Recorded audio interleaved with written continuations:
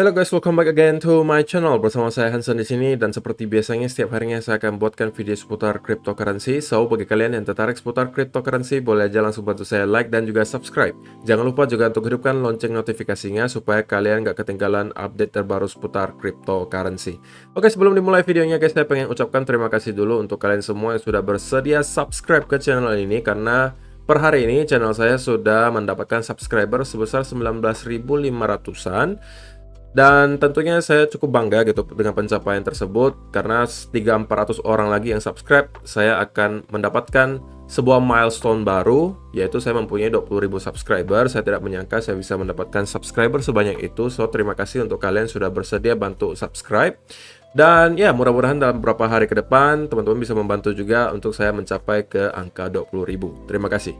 So, kita akan mulai dari coin market cap terlebih dahulu guys. Per hari ini secara global market cap crypto berada di angka 1,73 triliun dolar atau naik sekitar 1,6%.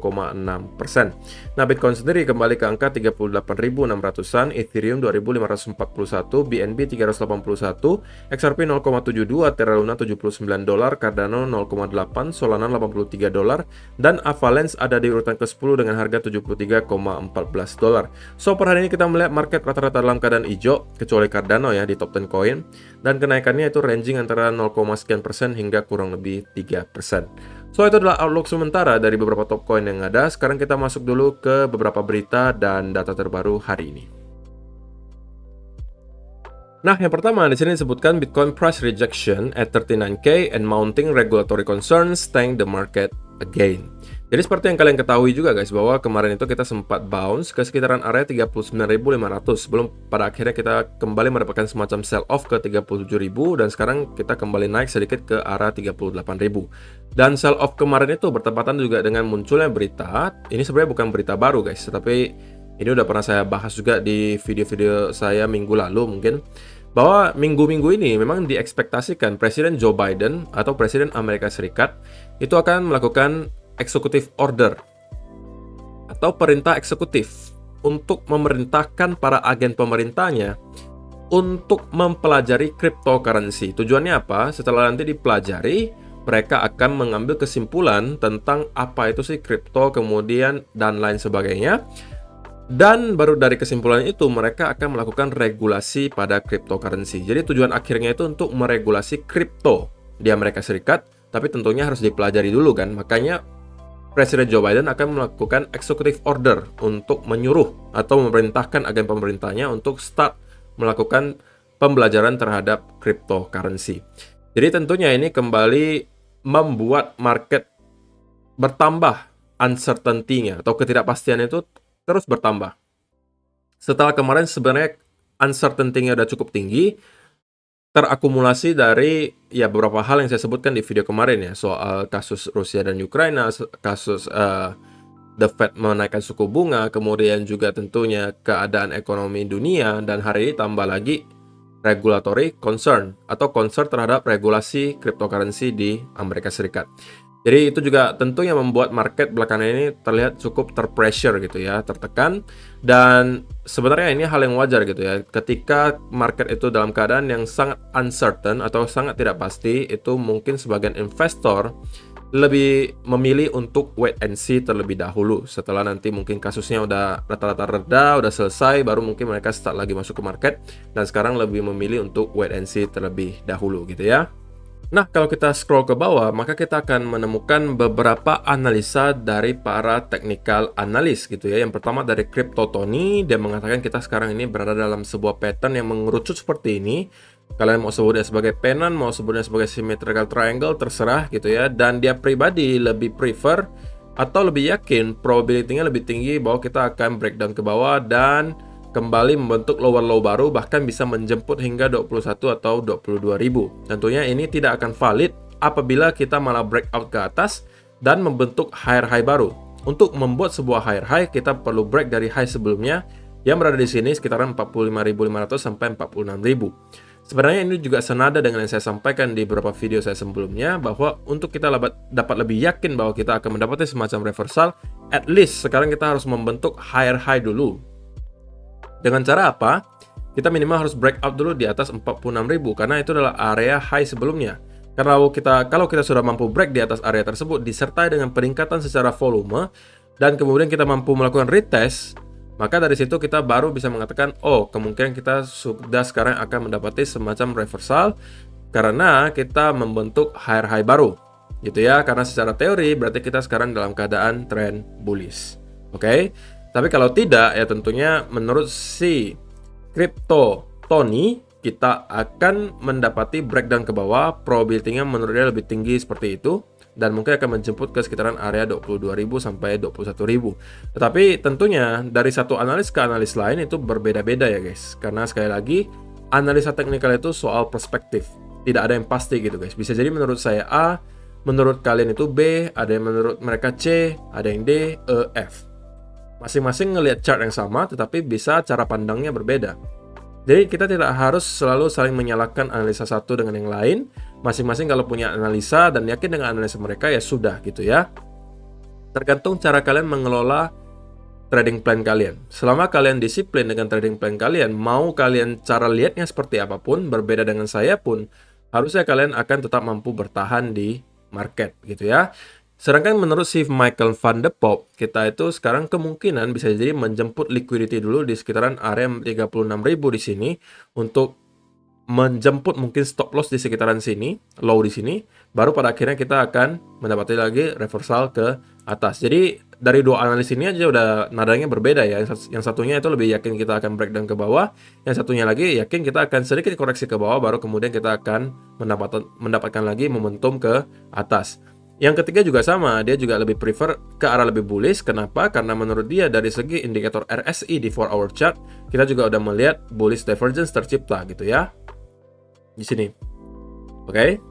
Dan yang terakhir ini dari Plan C. Dia juga mengatakan kita ini belum bisa mengatakan bahwa kita sekarang dalam keadaan bear market. Kenapa belum bisa? Karena secara chart kita sebenarnya belum membentuk lower low. Gitu ya. Secara teori kalau kita masih membentuk higher high dan higher low, itu kan berarti kita masih dalam keadaan trend bullish. Kalau misalnya kita sudah membentuk lower low dan lower high, barulah pada saat itu kita bisa mengatakan oh kita dalam keadaan trend bearish. Sedangkan untuk sekarang kita itu sebenarnya masih berpotensi membentuk higher low karena low di sini itu masih lebih tinggi daripada low yang di sini. Oke, kalau misalnya kita ada breakdown di bawah 29.000 dan close di bawah low di sini, alias menembus low baru, maka dari situ baru kita bisa mengatakan, oh kita udah membentuk lower low dan mungkin kita udah masuk ke bear market. Karena secara teori memang seperti itu ya guys. Kalau kita masih membentuk higher high, karena ini kan high di sini masih lebih tinggi daripada high di sini kan. Low-nya juga masih lebih tinggi daripada low sebelumnya. Jadi kita masih membentuk higher high dan higher low. Secara teori itu masih dalam bullish trend. Sedangkan kalau misalnya kita udah breakdown di bawah area di sini, maka baru dari saat itulah kita mungkin bisa mengatakan kemungkinan kita sudah dalam keadaan trend bearish, gitu ya. Nah, kemudian ini juga adalah salah satu fakta menarik yang mungkin pengen kalian ketahui gitu ya, bahwa secara historis gitu ya, Bitcoin seems to love April 1st. Secara historis sepertinya Bitcoin itu senang gitu dengan tanggal 1 April. Kenapa? Karena kalau kalian lihat historisnya beberapa tahun sebelumnya, kecuali di tahun kemarin ya, beberapa tahun sebelumnya dari 2017 hingga 2020, kita itu mendapati tanggal 1 April itu menandai bottom dari koreksi atau bahkan bear market, dan setelahnya kita mendapati ada rally ke atas. Pertama itu di sini kalau kalian perhatikan 1 April atau tanggal 1 April itu di sini, kemudian kita mendapati rally. Di sini juga sama, 1 April kita kemudian mendapati rally, walaupun ini hanya dead cat bounce gitu ya. Kemudian kita down lagi. Di sini juga sama, 1 April kita kemudian mendapatkan rally. Di sini juga 1 April kita mendapatkan rally. Baru pada 2021 kita mendapatkan local top di tanggal 1 April gitu ya. Jadi secara historis terlihat sepertinya tanggal 1 April itu adalah hari baik gitu ya untuk Bitcoin, karena secara statistik kebanyakan itu tanggal 1 April menandai local bottom atau bahkan bottom dari sebuah bear market gitu ya. Jadi ya mudah-mudahan gitu ya nanti tanggal 1 April kita juga akan mendapati hal yang sama, di mana 1 April itu bisa menjadi pertanda baik dan kita akan mendapati bottom dan bisa mendapatkan rally lagi ke atas. Jadi ini hanya sekedar fun fact aja sih guys. Mungkin ya tidak harus terulang, Tetapi ini adalah fun fact bahwa kita mendapati beberapa tahun berurutan tanggal 1 Aprilnya itu adalah hari baik gitu. Kenapa hari baik? Karena beberapa hari atau beberapa minggu setelahnya kita mendapati Bitcoin itu rally ke atas gitu ya.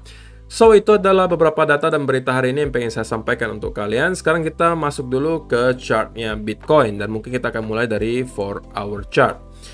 Dan kalau bisa kalian perhatikan, sebenarnya untuk price action hari ini tidak jauh berbeda dengan kemarin gitu ya. Kita hanya membuat sedikit lower low saja, tetapi kita masih tetap bertahan di sekitaran area major support di 37 ribuan, yang tentunya kita tidak mau kehilangan gitu ya, karena kalau kita sampai kehilangan 37.000, maka next target supportnya itu udah langsung akan berada di sekitaran area 34.000, yang di sini merupakan area low sebelumnya. Dan menurut saya pribadi, ini juga ada saya sampaikan di video kemarin, apabila kali ini kita juga akan kembali nge-retest area low di sini, saya tidak terlalu yakin bahwa kali ini kita akan mampu bertahan di area ini. Dan bisa jadi kita akan menembus area tersebut dan bahkan bisa menuju ke sekitaran area 30.000 sebagai next area major support gitu ya. Dan menyambung dari analisa beberapa teknikal analis tadi, tentunya ini adalah hal yang mereka lihat gitu ya, bahwa kita sekarang ini terus-menerus merangkak ke bawah alias membentuk lower low baru. Tapi dari segi indikator RSI, sebenarnya kita sekarang ini membentuk higher low. Jadi kita udah 1-2 hari ini membentuk bullish divergence gitu ya, dan itu adalah pertanda bahwa memang momentum bearish sedikit berkurang gitu ya. Dan itulah kenapa kalau kalian perhatikan, setiap kali kita sekarang membentuk lower low baru, tidak lama kemudian kita mendapati perlawanan dari para bull. Kita membentuk lower low baru, tidak lama kemudian kita membentuk perlawanan dari para bull. Berbeda cerita dengan yang terjadi di beberapa hari sebelumnya. Ketika kita breakdown, kita hanya mendapatkan koreksi kecil, kemudian kita down lagi, koreksi kecil, down lagi, koreksi kecil, down lagi. Nah, sekarang beda cerita. Kita baru down sedikit atau membentuk lower low sedikit, kita kemudian udah mendapatkan perlawanan dari para bull. Di sini juga sama, membentuk lower low sedikit, kita udah mendapati perlawanan dari para bull. Di sini juga sama, membentuk lower low sedikit, kita mendapati perlawanan dari para bull. Jadi beberapa hal tersebut menunjukkan bahwa memang sekarang momentum bearish itu udah start untuk berkurang. Dan dengan adanya hal ini, tentunya probability bahwa kita sekarang akan mendapatkan semacam relief rally terlebih dahulu itu cukup besar gitu ya. Dan area next yang bisa kita perhatikan adalah tentunya di sekitaran area 40.000 sampai 41.000. Nah, kenapa di sekitaran area ini? Maka kita bisa menggunakan juga Fibonacci retracement gitu untuk melihat.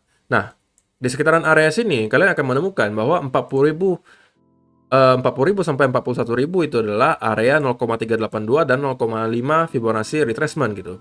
Jadi ini adalah menjadi area yang menurut saya akan sangat cukup penting untuk mampu di hold oleh para bear gitu ya, agar para bull itu tidak start untuk confidence lagi. Karena kalau kita sampai mampu lagi break di atas 40.000 kemudian consolidate di atas, maka bisa jadi kita akan melihat para investor mulai start lagi untuk masuk, dan itu bahkan bisa mendorong Bitcoin untuk membentuk high baru. Dan kalau itu yang terjadi, akan menjadi sebuah bencana gitu bagi para bear. Kenapa? Karena kalau kita sampai mampu break lagi di atas area 46.000 ini, maka secara teori sekarang kita akan membentuk higher high. Oke? Higher high di sini, ini adalah leg pertamanya. Kalau misalnya kita mampu break di atas 46.000, maka ini akan cenderung kita akan membentuk leg kedua. Dan berarti kita berpotensi untuk menuju ke next area major resistance di sekitaran area 50.000. Gitu ya. Dan ini bisa jadi efeknya berantai gitu guys. Berantainya maksudnya gimana? Ketika kalau kita udah menyentuh 50.000, apabila kita masih mempunyai momentum yang cukup kuat dan orang-orang mungkin udah start masuk lagi ke market dan terus mendorong harga terus naik, maka nanti naratif bear itu udah semakin melemah gitu ya. Dan itu bisa menyebabkan orang-orang pada panik gitu ya. Kemudian FOMO masuk di sekitaran sini, dan itu bisa menjadi katalis untuk mendorong harga terus-menerus naik. Jadi tentunya para bear itu nggak mau kehilangan area di sini gitu guys.